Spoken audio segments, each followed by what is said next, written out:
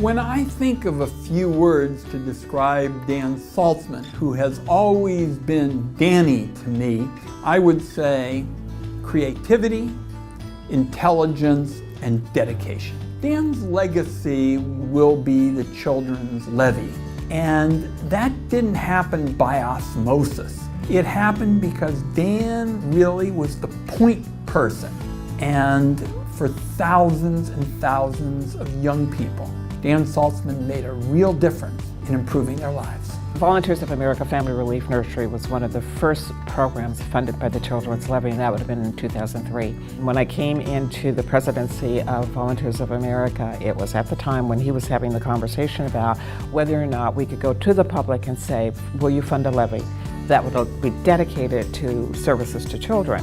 I want to say thank you, Commissioner Saltzman, because it was your leadership and your vision that resulted in the public saying, yes, we will give you the dollars to do what you say you will do with this population of families. They're high need. We know what works. We know that if we intervene as quickly and early as possible in their lives, we will have success stories. So, thank you. Job well done.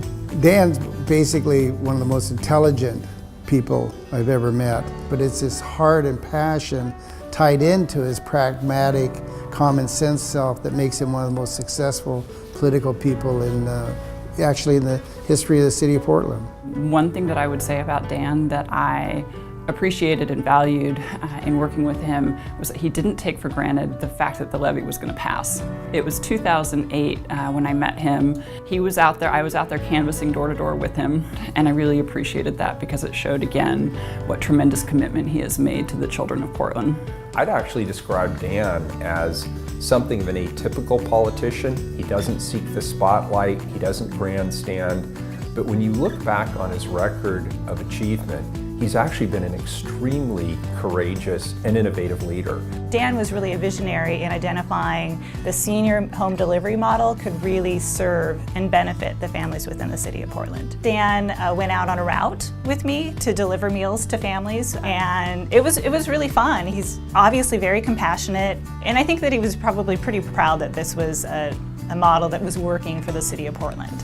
As a son of a former immigrant family migrated from Russia, or when he talk about the most vulnerable population, he actually can relate to those individuals.